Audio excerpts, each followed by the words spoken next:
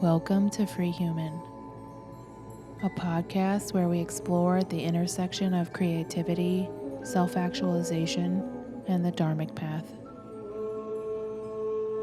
I'm Indigo, a Dharma coach, medicine woman, and multidisciplinary artist. I guide humans through the process of remembering their true self so they can live in alignment with their soul. You are art that breathes. Your life is art. It's your intimate relationship with self and the universe. Every feeling, thought, movement, experience, and creation is your art. Your soul is singing a song, and the notes are weaving through the universe. To sing your soul song is to be free. This podcast is the fire circle in my Dharma garden, a place where we share our soul stories and medicine, nurture our curiosity, and weave our prayers into the collective. Thank you for being here. I am very grateful.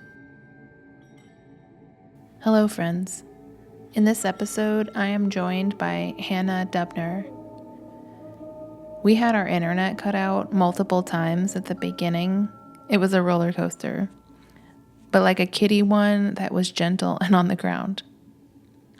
As a creative, I wanted to share this because I have learned that it is always better to be seen in process or imperfectly than to not be seen at all. I had to cut out the beginning because I couldn't stitch it back together. There was this one moment where Hannah, whose one of many descriptive labels is actor, tells me of 2 different exercises to be able to drop into my body before having to speak.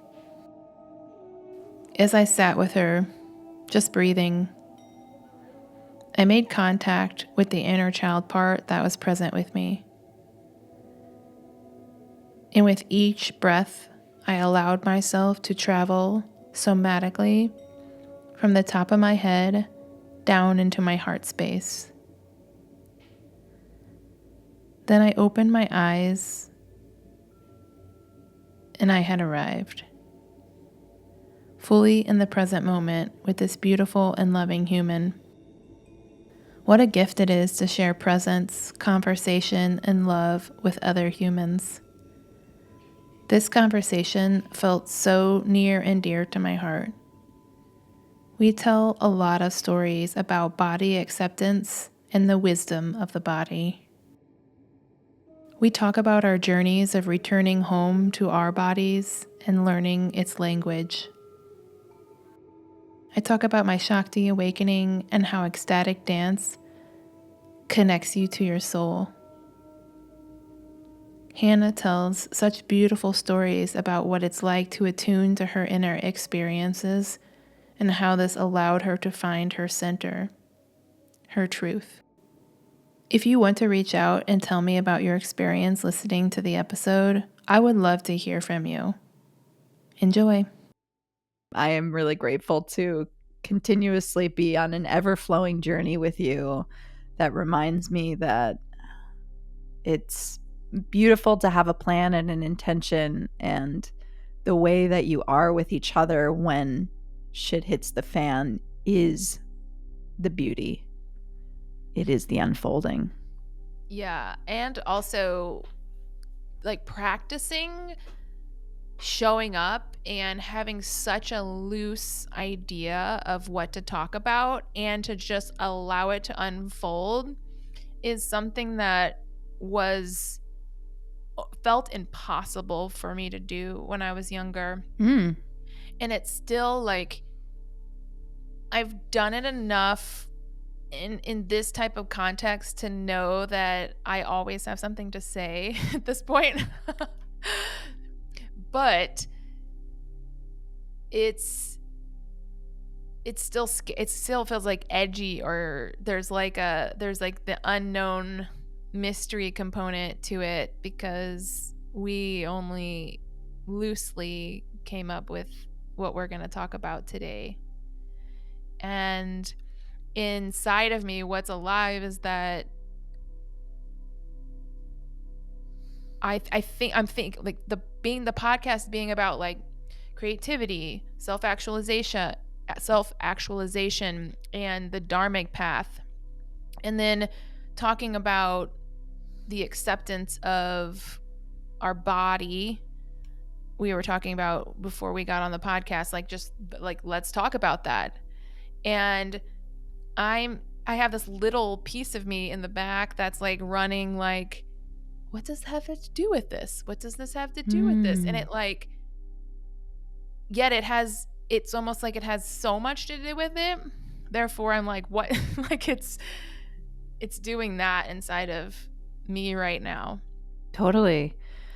Well, I think that the journey for me, one of my gateways into spirituality was so much pain around how I related to my physical body. And so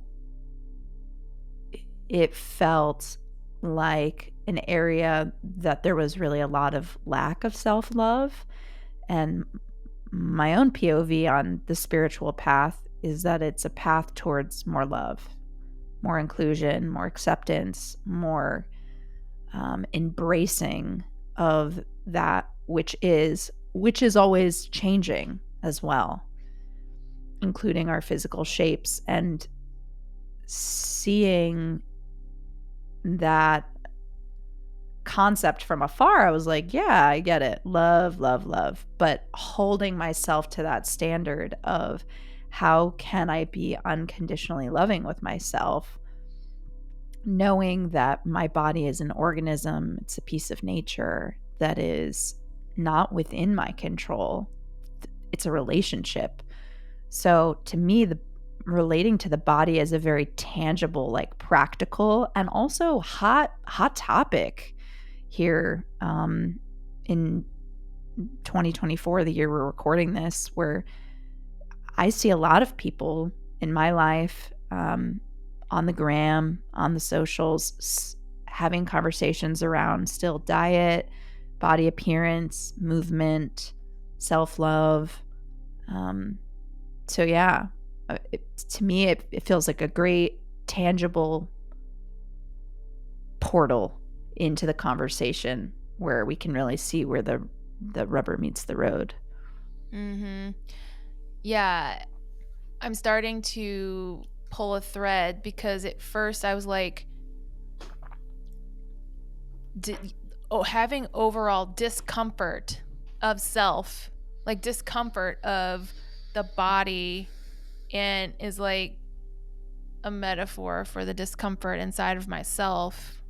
And so it takes up the totality of everything in some way. And yet when I started to return home to myself, I became comfortable in myself, in my body, until it became like a home that I like love being with and in. And so I am curious. So knowing you pretty well, you move a lot, you work with your body a lot, you play with your body. Wee! Well, okay, let me rephrase that. Or don't. It's all true. Yeah. I mean, it's true. Okay. Yeah, that's true. Oh my gosh, now I'm like blushing. Okay.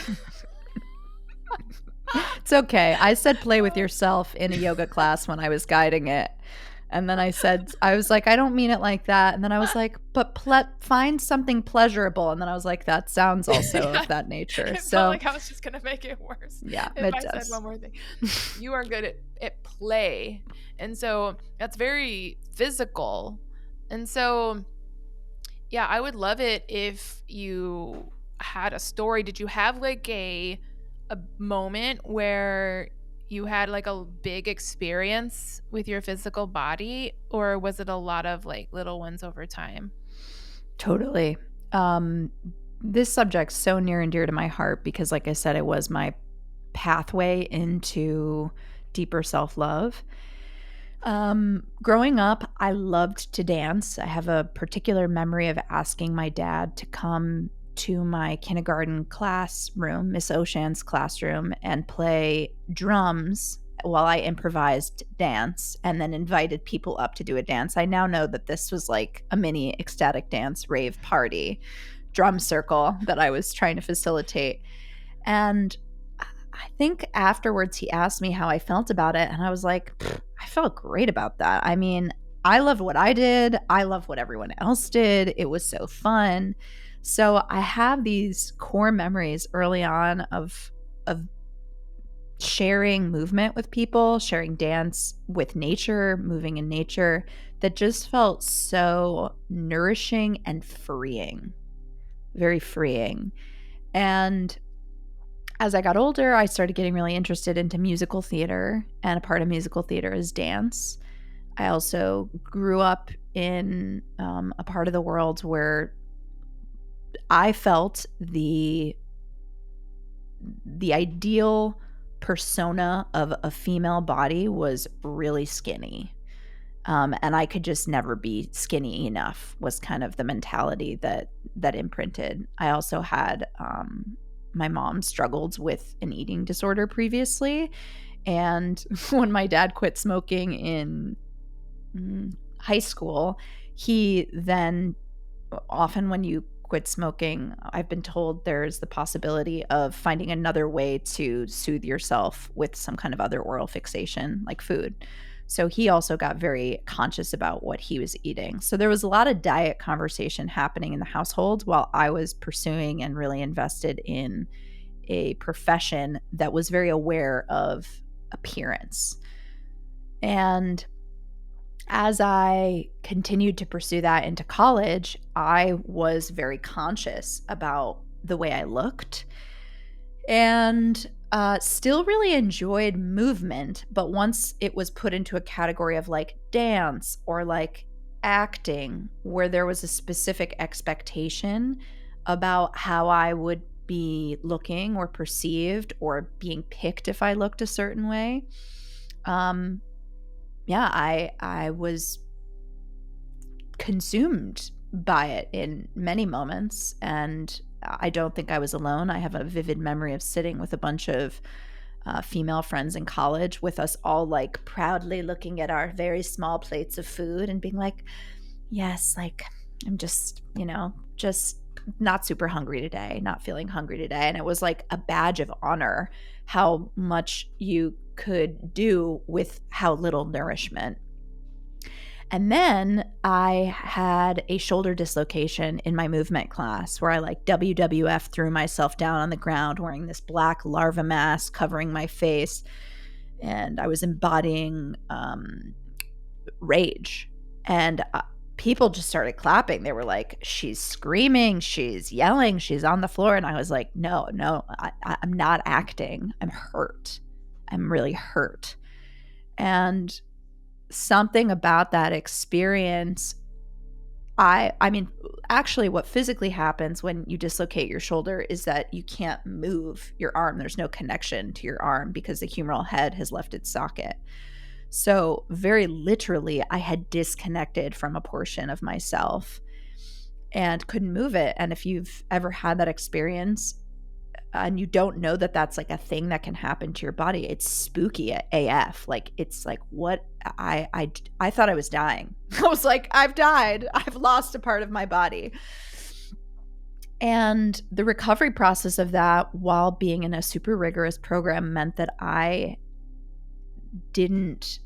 wasn't able to do what I had been able to do previously.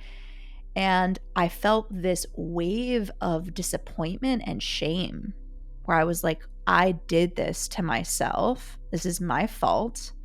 And I wasn't in control of my body. And now I don't get to follow my dream. My whole life is over, as, a nice 20-year-old drama student is thinking. And that was the beginning for me of a very long journey that continued through my 20s of looking at my relationship with my body and realizing that I had internalized an idea that I was meant to conquer my body, that it was mine to make as I wished, as opposed to an incredible intelligence that was revealing truths and desires and knowledge to me that could be listened to and related to. So it's a long-winded way of saying the pathway for me was coming from a place of really understanding what it was like to not love my body and to have really conditioned appreciation based on its performance. Mm-hmm. Yeah, I definitely I've had probably, I can think of at least 4 major experiences that have brought me home to my body, but I relate to this one directly in that I was an athlete my whole life. So, very similarly, like, I was conditioned to, well, I think I liked it too. It's not like I'm using the word condition like as if someone put it on me. And it was like, I was like prized for being strong. And but it had it has the shadow side to it and it has the light side to it. And I'm so grateful for it because I identified with being strong as a primary like factor, and so I carried that, and that actually shielded me from overemphasizing other aspects because I valued strength more than anything. And then fast forward to, being out of college, I didn't pursue sports after that. I was really burnt out. And so my body became more soft until I found CrossFit. And then I started CrossFit, and within a year I was competing in CrossFit. So I had kind of gotten back on that track. And then I CrossFitted until my first pregnancy. And I CrossFitted through pregnancy, almost like a couple of weeks until birth. And then after that, I had some like unexplained nerve and muscular issues. And throughout the last decade, which is, it's a long time, I have dealt with nerve and muscular issues related to maybe some autoimmune, but primarily to mold exposure. And so over this decade period of time, my body became soft again. And there was no way for me to re-identify with this primary thing of strength, which was like my prized gem inside of me. And that experience over the last 10 years has been the most difficult and humbling, and it's been it's been one of the greatest teachers of my life to surrender to the unknown. And so I surrendered through that experience to not knowing where my body would go, what I would be able to do. And so within that process, or whether it was even going to like continue to carry me through this life, because I was really, really sick. And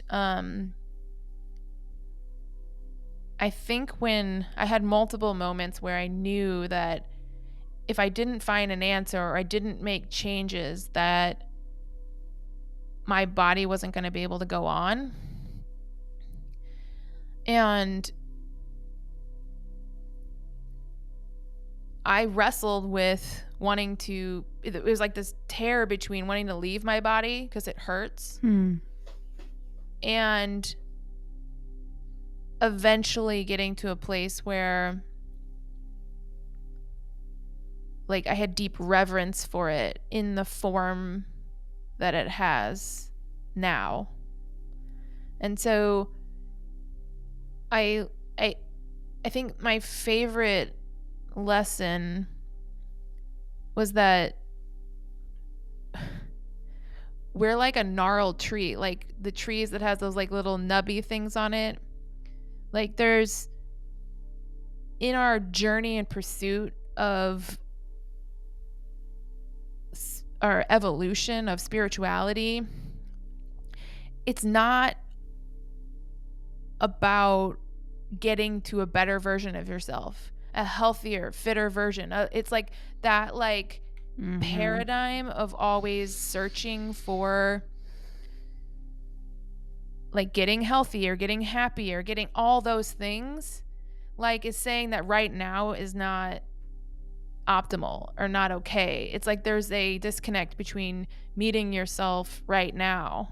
And when I began to meet myself right now, it was like my body has pain, like my shoulder, like I'm hunched over more. I've lost like so much mobility. I have like so much like restricted mobility. And it's okay.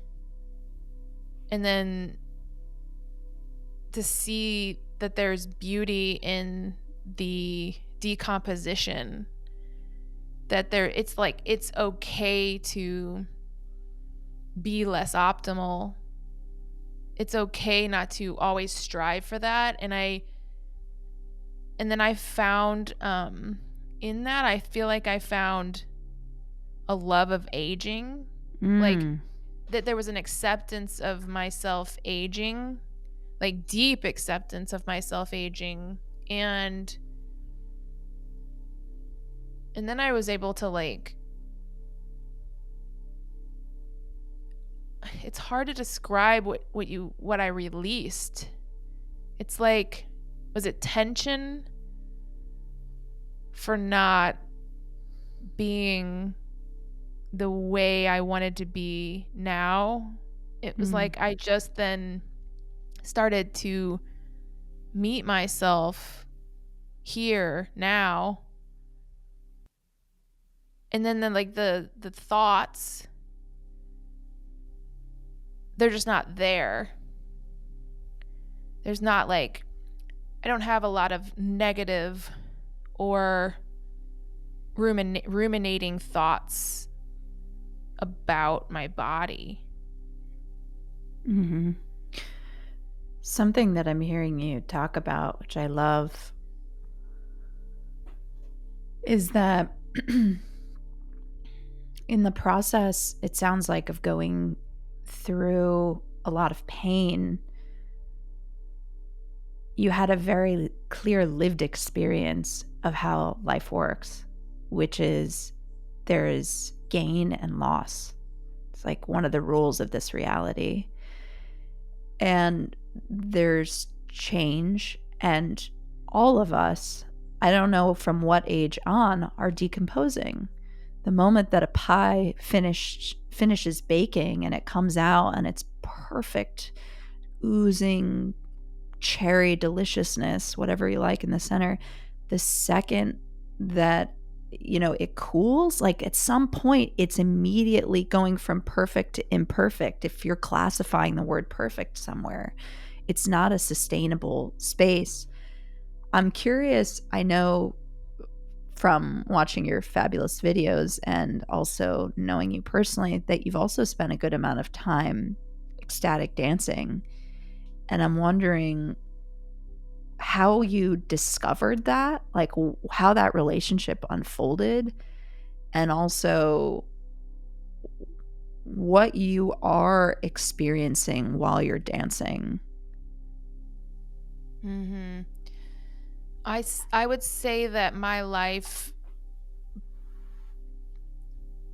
before, like, my awakening to myself,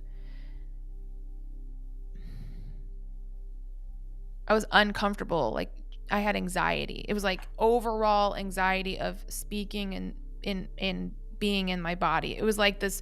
It felt like a blanketed experience of I am not comfortable being myself. And so it's like you're looking outside of the world to the world, like receiving what reflections. You're hearing what people say. You're like constantly trying to make decisions for how you should move Mm-hmm. and speak and be according to all the external outputs. And yeah, it was very exhausting. And then I did a very quick, I feel like I did a relatively quick returning home to self. Like, I've had a couple experiences where it was like, you've got this huge amount of information that you don't want to deal with anymore. It's like, let's go through it real quick. And so I had, during a plant medicine journey, what you might describe as like a Shakti awakening, like meeting the goddess. And so in that experience, like, I just started moving, like, organically. How it just broke through in that experience. And I understood deep in my body, in my soul, like, who I was. And then that was like that first, like, catalyzing moment that then I was able to continue to carry that. And so what I did was, when I came home from that experience, I continued dancing. Like, I didn't just treat it like a dream. And I felt really free, and I was barely moving, and I felt like, look at me, like I'm moving. Cuz before that it was like, I don't know how to dance. Like, there was no movement for me. And then I just continued to follow that. And as I followed it, it naturally, in ecstatic dance is such a deep practice that it's similar. People, no, not people. I'm going to bring it back to myself. It's like saying, let's talk about creativity. Like, I think that there could be an association with the ecstatic dance being this small thing. Like, dancing, you're just dancing, or it just feels good. And it's like an entire modality, like meditation. Mm-hmm. And so it freed me. It freed my soul. Like, it freed the conditioning on me. It freed all the external layers and lenses. Like, little by little, I just kept dancing, and they just kept removing and removing and removing until I felt my own essence. And then, like, my essence, like, grew, and then I learned how to grow it through the experience. And I learned that I have, man, I remember the day where I was dancing in the mirror, and I was like, oh my gosh, this is how my soul moves. I was like, oh, like, because I have no prior dance experience. So, and I knew that's how I move, and it was like so specific. And I was just like, I knew in that moment that I felt bad. I cried. I had grief, because I realized that my body has so much to say, and I had never let it speak. And I was like, like, we just talk out of this mouth like as if it's everything. Our body has more to say than what our words.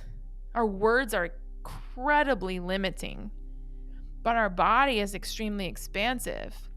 And I was like, this entire language, it's like I started to speak what felt like true language. It like I don't know what this is. This is like this is like baby talk. It feels like baby talk. I love that.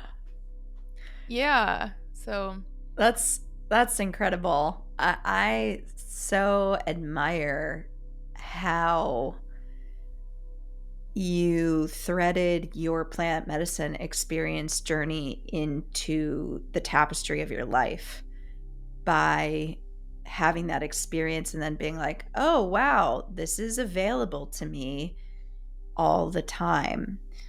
And not to go off too far, but I think that it's really easy to have peak experiences and then be like, well, that's a thing that lives over there, instead of realizing like, no, that was an experience, that was a doorway into a house that you can move into and live in.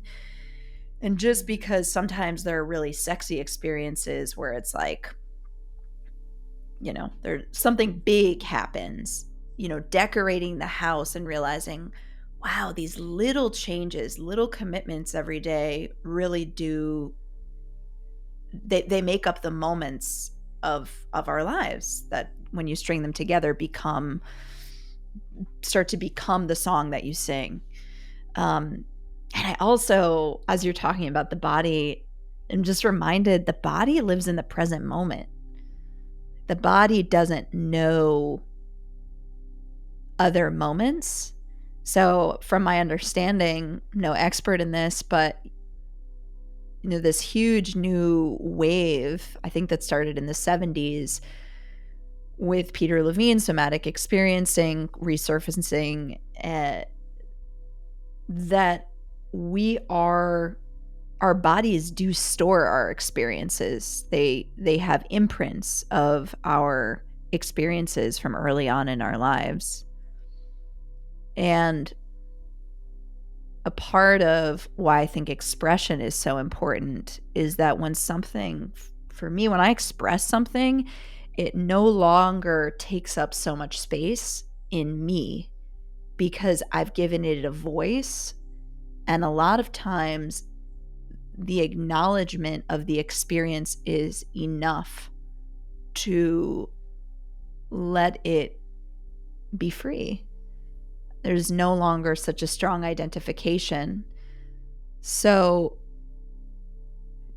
this moving and allowing expression to come through, and also something I think you've cultivated that you didn't name, but I know it from hearing the words that you share and the way you speak about it, is this sense of accepting what comes through and saying like, this is the truth of my soul. This is the truth of how my body wants to move.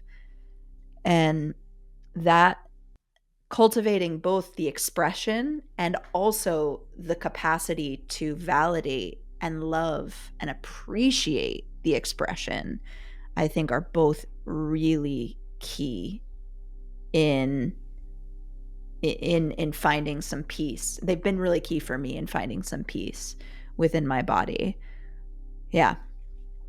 yeah, that's a really good point. So two things, and yeah, I kind of skipped over it, is that like, so for the years I've been ecstatic dancing, I didn't know it at first, but I was doing trauma work. I was doing somatic work organically. So a lot of times the things I learn through my body and experience, and then I will maybe read about it later, or I have some awareness, but I'm really learning through my practice of my life more. And so I realized I had cleared like what felt like like a lifetime of trauma through years of just dancing and going through things that I didn't put the language to them. I could feel them. I was moving them. I was working with the body. And when I did that, what happened was, what came through, my unique movement, my unique self, as that emerges, it doesn't necessarily always strike you as like, wow, that's so awesome. I'm glad I'm like that. It's like you meet yourself, and it can be kind of horrifying at the same time. Like it's like why does this have to be what I'm here to do? Why does this have to be? These have kind of been some of my first reactions of like, this feels so good. This is how I want to move. But like immediately seeing and thinking, oh, this is really far outside of the overculture. Like, and then having to go through that, there's a whole nother like layer of acceptance of it when you begin to allow yourself to express it and be seen in it. And a very tangible example for me was, and this has been threaded through from earlier in my life, and it really did unfold over 20 years, but like I like to move my body and face in ways that I would describe as I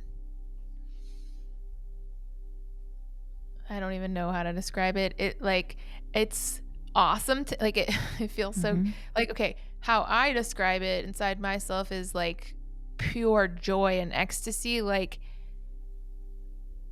I'm like riding waves of my internal threads inside of myself, and I'm like weaving with them, and I'm speaking with them, and I'm telling stories with them, and I'm like alchemizing with them, I'm praying with them, I'm dreaming, I'm creating. And but I kind of on the like, if you were to just look and not know, I might look angry, I might look mad, I might look masculine, I might look like the dark feminine, I might like, like it's got a look to it. And I had to move through that because at first I was like, well, why can't I just be like a hula dancer where it's like, wee, this is so lovely. And it was like, no, you don't get that. It was like, this is your unique expression. And but then it's your unique expression, because when you're dancing through, like you're in the pocket, like you feel so alive, like so utterly alive. You feel like yourself, and it's just like, you're just like, this is me. Oh my God, this is me. And then you're just like, like it's just ecstatic.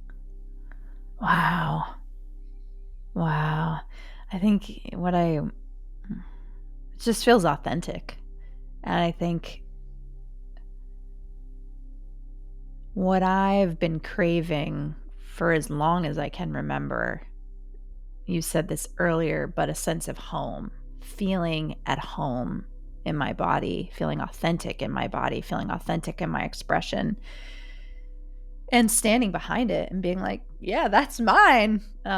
Like, I like that smell. That's my smell. And when I was a little kid, when I would get really upset, I would say to my mom, I want to go home. I want to go home. And even she'd be like, we are home. Where does that mean? And I would point to her belly.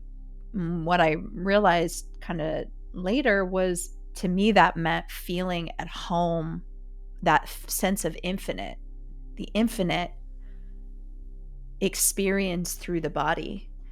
And I feel like I teach yoga, and I teach I'm actually teaching kind of a wild hotboxing type of class today, which is like a mix of dancing and punching. And I really enjoy going to a dance class myself. I think it's wonderful and fun. And I also have been craving more spaces where there's less prescriptive movement and there's more of an invitation for communal exploration, where we're together and there are prompts, and the prompts could lead to a lot of different looking expressions, so that there is this practice really of, how do I stay in myself, with myself and my truth and my body's desires, while staying in relationship.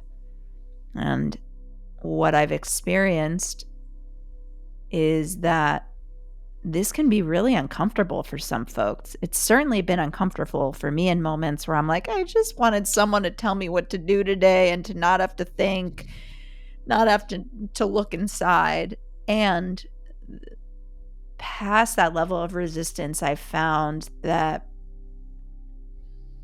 there's usually something that's really wanting some presencing.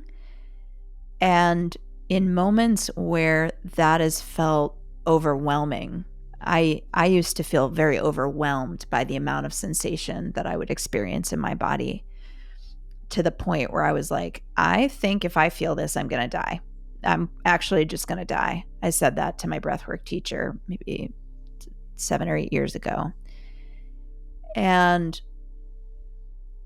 realizing that even if it didn't look like I was moving, if I could notice my breath and experience myself being breathed, just experience that I don't have to do, think, deserve, prove anything to be breathed, and start to listen to how my breath was breathing me, that could be a pathway into noticing, oh, there is something happening that I can start to attune to and listen to, as opposed to being in the driver's seat.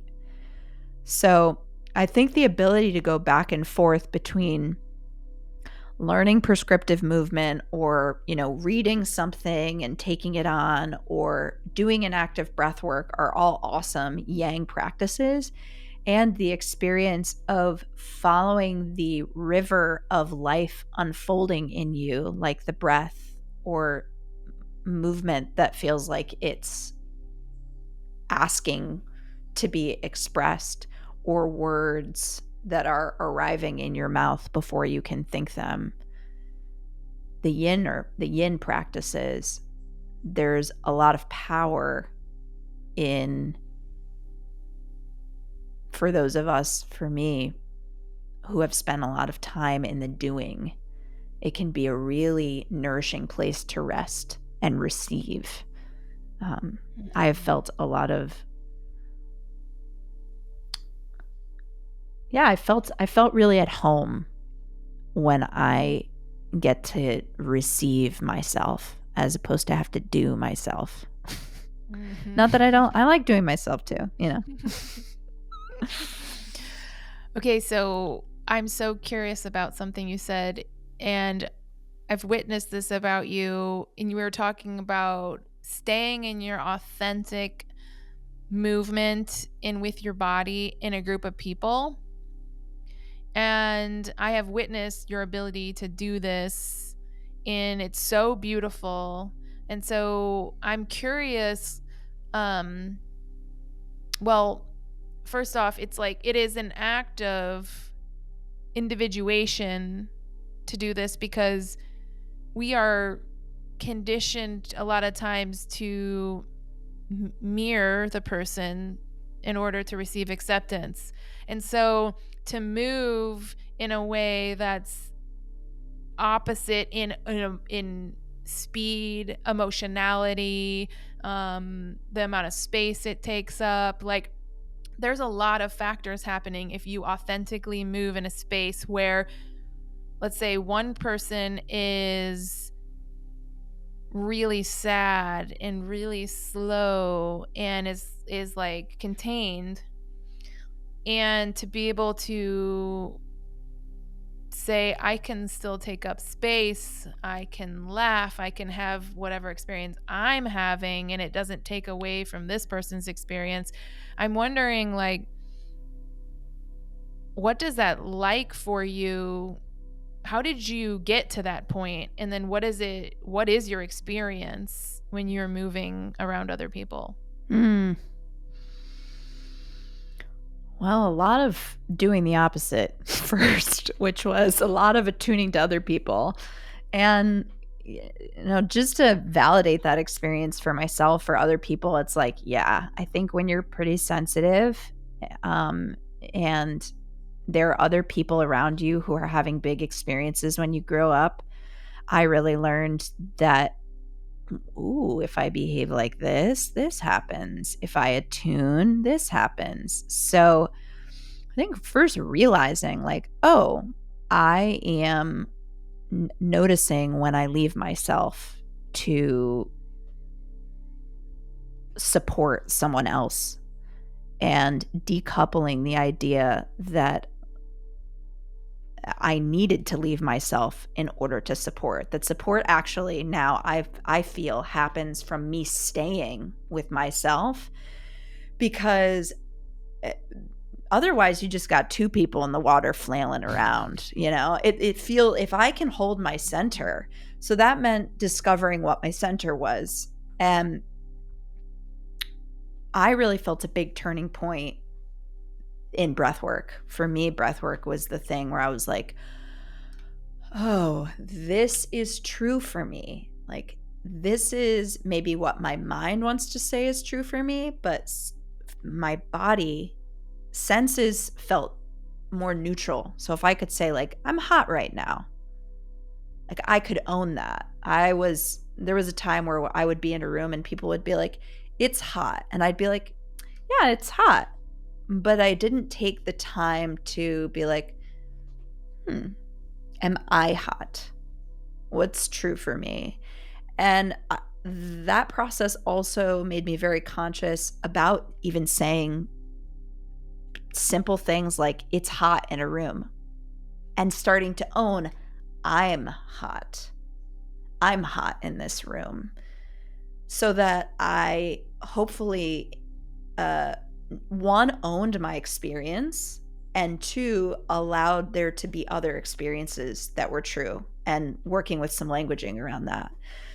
With the breath work,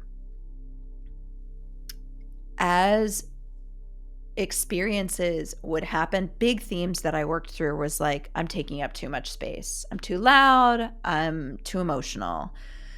I'm too angry. I'm too sad. I'm just a lot of too this, not enough this.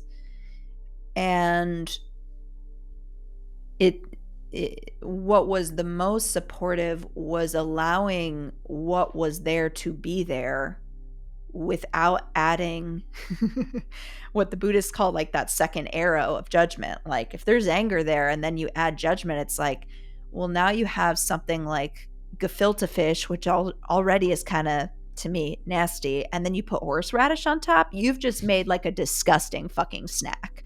Just let the gefilte fish be gefilte fish. And as I allowed whatever was there to be there, and I saw firsthand that it would move. And as I saw that it would move, I had a felt experience of knowing that that's not who I was, that there was something beyond the waves that I was experiencing. So that gave me enough trust in myself that I could allow waves without over-identifying and being subsumed by the waves and misconstruing that I was the waves. And then separately, I love to spend time in my own energy and feel what its experience is.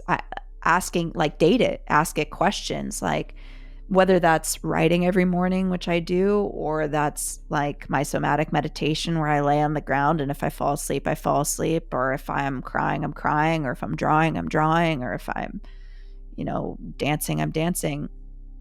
But finding different channels where I can start to become more of the listener and less of the talker. And then when I'm in spaces, it's a very active conversation with myself where I'll notice in my body language that I'm like coming forward, that I don't feel my butt. And I'm like, oh yeah, remember that I have a butt. Remember that I have legs. I come back into the back of my body, into the back of my spine. Or or thematic loops that I've had where I'm like, oh gosh, like I hope that that person's okay. Like what I said might have been a little loud. And I'm like, oh yeah, there's that thing again where we're concerned about space. And in that moment, it's just like, take a breath and feel the space that I'm taking up. And then it neutralizes because I'm like, this whole idea of taking up too much space, what does that even mean? It's like, I can't possibly be taking up too much or too little space. Like, whose space is it? Whose space is it? And like, who's in charge of how small or little my bones are? Like, I don't have control over that the same way the tree doesn't have control over how big or small it is. So, yeah, I feel like it's a moment to moment choosing to stay with myself and forgetting and remembering and making it a little bit more of a game as opposed to like a pass fail situation, which feels really unfun because I'm going to leave. And then I'm going to come back and it's going to be like, oh, you again, you left. Oh, well, it's okay. Do you want a cup of tea? Tell me about it. Was it terrible? Ugh, I know. Never leave again. You will? Okay. Love you just the same.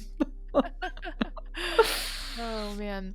Okay, so I have to open up a little container for what you said about taking up space. So, yeah, what does it mean to take up too much space? And so, if you think about, a group of people sitting in a circle, and when you're sitting in a circle, let's just say there's a facilitator there. That facilitator is holding the container, who is in charge of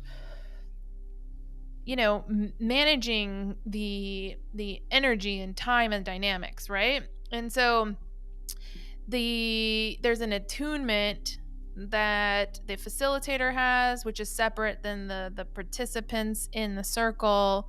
And there's a huge difference between, like, let's say talking over somebody, or like if you take up half the time and you're one person, there's 20 people, right? Like that would be like, that's taking up too much space. But that's the facilitator's job to keep this like nice, like what's the word I'm looking for, like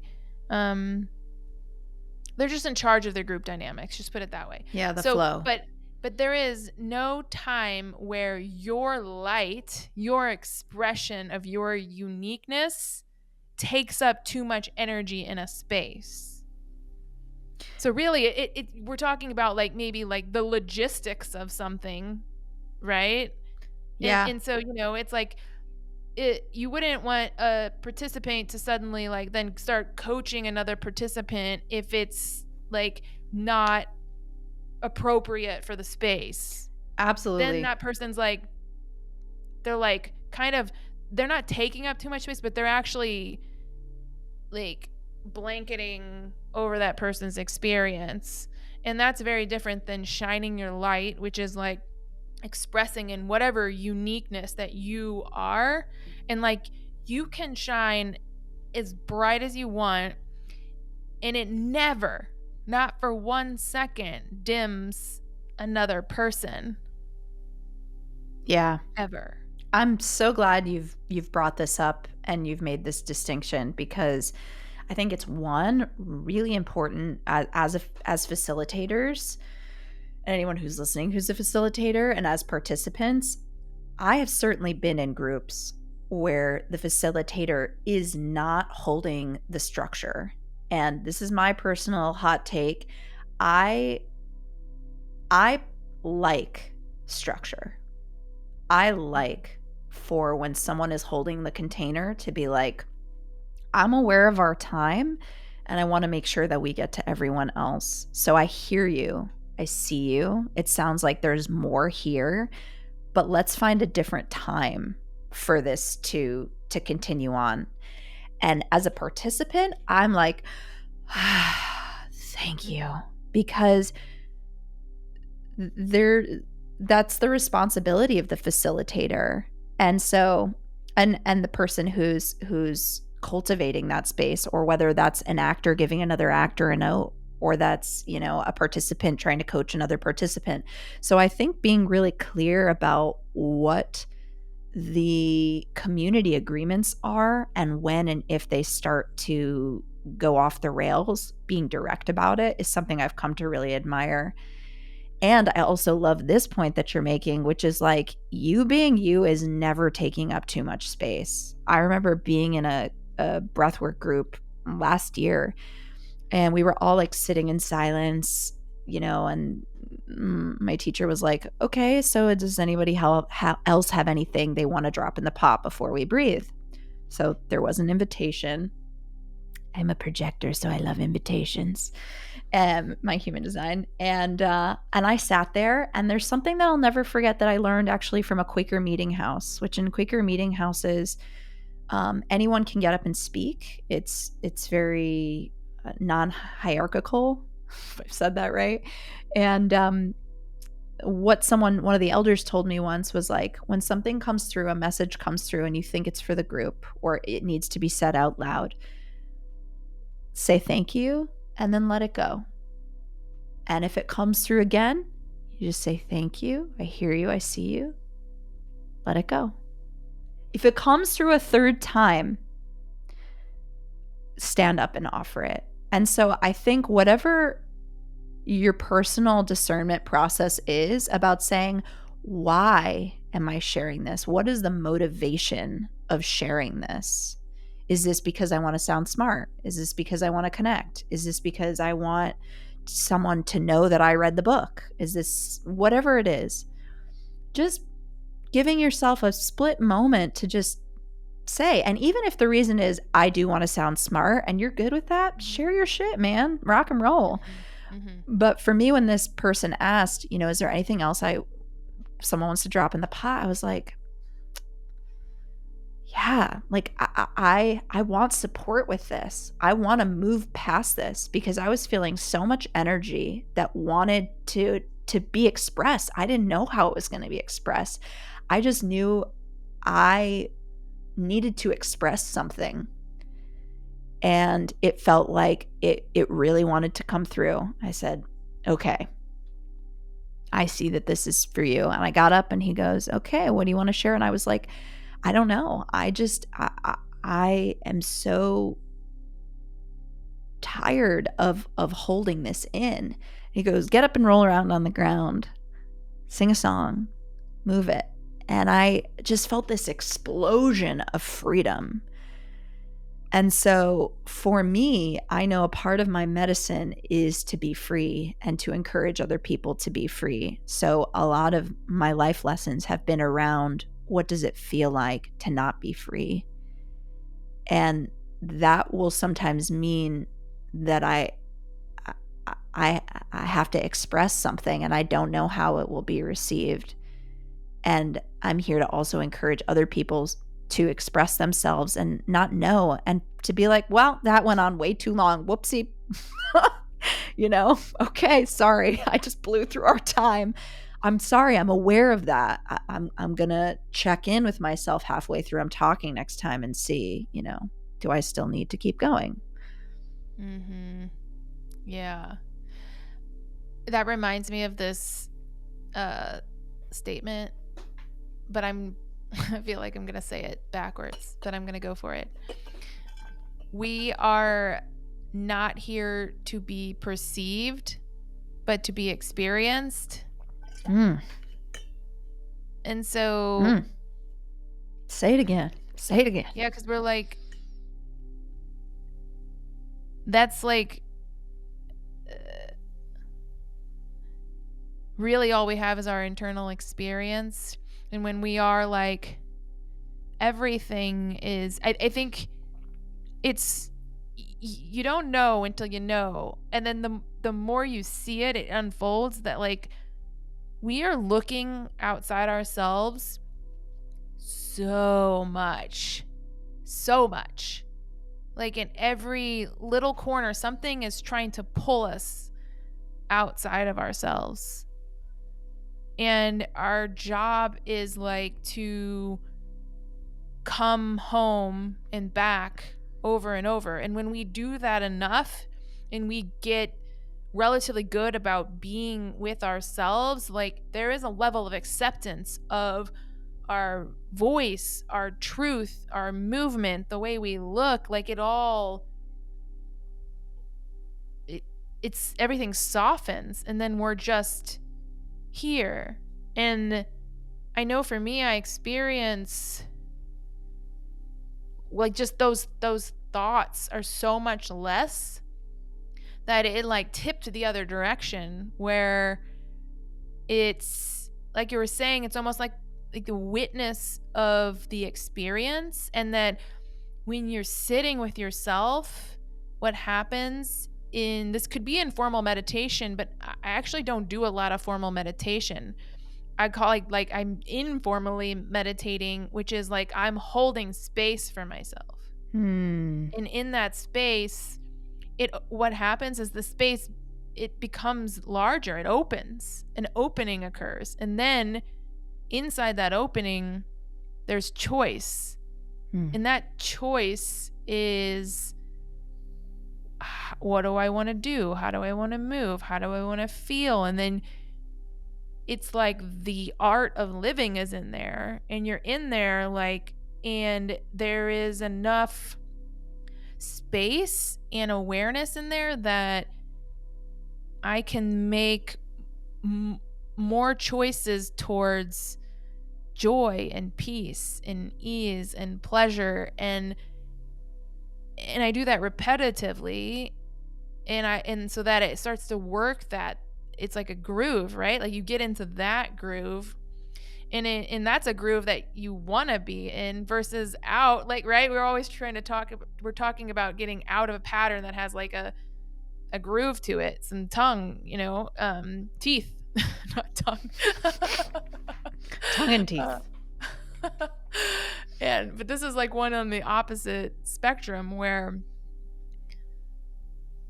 you can have more of it. It's like, so in that space, it's it's fun. I'm just having this epiphany, is like when we think about somatic experiencing, I think there is like an association with healing trauma, which is like, oh, I'm gonna feel grief and sad. But like somatics experiencing on the full spectrum is bliss and pleasure and joy.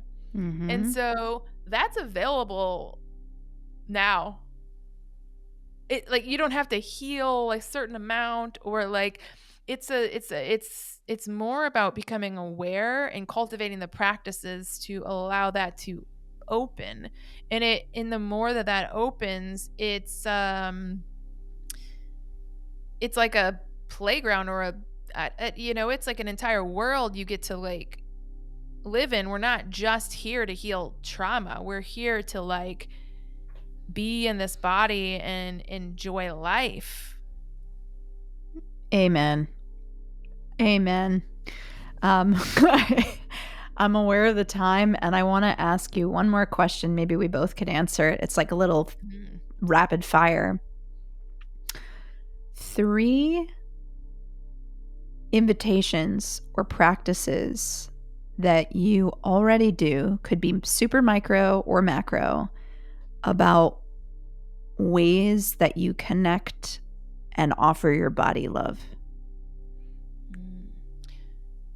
So the one that's most alive for me right now is I'm getting far deeper into trance states, and I'm cultivating the ability to do to be in trance while I'm sitting at the computer. And so, and this has gotten, it's a whole thing that's unfolded, but long story short is that I've now learned to honor my body while sitting at the computer, which I used to hold just as like, oh, now I'm sitting, and then there's this blanketed field of tension that I'm like, I'm sitting here and I have to get this thing done, or like I'd rather be outside, but I'm here, and now I'm accessing I'm using trance to access states of bliss while I sit. Mm, So, yeah. that's a delicious one that many people who sit at computers could benefit from, which is many of us. Yes. Do you want Yes. to throw two more in? Mm. I do like touching my own face and hair Mm-hmm. a lot. Yeah, there's something about touching my own head, and it feels so tender and sweet, and Mm. it reminds me about the impermanent nature. I'm just going dark, impermanent nature of my body, actually, and so yeah, it reminds me to live now, I guess. Yeah. Mm-hmm. And then maybe a third one would be I walk a lot. Like, just that the honoring of needing to move. It's like I'm going on another walk, like, right? Like, it's just anytime that I need to walk, I go do it. Mm. I like those a lot. I'm going to be putting those in my reminder toolbox. Okay, 3. I could write an entire 100-page essay about this. I love this so much. So I'm going to go with simple ones. I love closing my eyes and putting my hand on my heart and feeling my heart beating and just connecting to the fact that there is this electromagnetic field and frequency and that scientists don't even know why, like how it develops, that develops before the brain, that has its own nervous system, and mine is just like singing its song right here in my chest. So I love that one. That's so lovely. It's so sweet. I also really love cooking for myself. Last night I made this like delicious salmon and sweet potatoes and broccoli, and like I like looking at the colors and being like, I made this for you. Like, I hope it gives you good energy and it tastes really yummy, and like tell me if you like it. And yeah, I really love romancing myself in that way. And also like feeding myself things that taste good, that I'm excited to eat. And the third one, this one's my stomach's growling. Speaking, I started talking about food, and it's like, who, me? Feed me. The third one is, this one's been coming through. I really like telling myself things I like about myself, whether it's just like, oh, I like love this little watch tan you have, as if I was like flirting with myself. But it's gotten to an extreme level at this point where I've been really into like sassy dance music, where I've been dancing in front of the mirror and like twerking and be like, oh, look at that fat ass. Like, I just get really vulgar and nasty with myself. Like, almost, yeah, I dirty talk to myself while I'm dancing in the mirror. I'll just say it. So Mm-hmm. that's what's hot right now and spicy in my world. So good. I realized that I really need to have a better relationship with my food while I eat it. Yeah, I was just reminded on a retreat, my dear friend was guiding this intuitive eating exercise. And it's like looking at the food and just being like, how hungry am I? Like, what's my intention for this meal? And realizing I was having a lot of meals where I was like, to eat, be done. And I was like, oh, maybe I could have a different intention where it's like, look at the colors, or like, taste the different textures, or, stop and smile in between, or have a really great connection with my partner while we unwind. Yeah, I have more of a neutrality of like, and I have to ingest food because it's noon. And then, Totally. but I also have young children, so I mean, it's like, again, you want to eat again? Like, so there is something to like motherhood in young children that it's like maybe it's also the time that I don't have to think about, I don't want to overly think about food, but maybe like in 5 years, I'll just like fall in love with green beans in a new way. Yeah, the chicken nugget era will end for the children. All right. Any final words before we pop off? Yeah, this was a really beautiful exploration of the body and talking about. I really enjoyed just meandering around what it means to, I don't know, like love yourself. And I just had the best time with you today. Me too. I feel like this has reminded me of how far I've come and how I got there, and also why the path was so important to walk, because on the other side, I feel a lot of love, and I also get to experience having these really nourishing, deep conversations with people I love because of the path that I've walked. Yeah, yeah, I feel that. It feels like a conversation that's healing for my younger self who felt so much discomfort and just wanting to send love to the world and anybody that feels discomfort in their own body, because we all traverse these journeys in a unique way and it's part of the human experience, but we deeply feel that, like I can feel it in my heart, like the heartbreak for the experiences, and then also the like love and joy for the freedom and the like relaxation that I'm able to experience in my body now is like, yeah, I'm proud of myself too. Yeah. Wherever you are, wherever you're going through, if you're hearing this, you live in a body and we love you. Mhm. Mhm. Yeah. All right. Till next time. Stay tuned.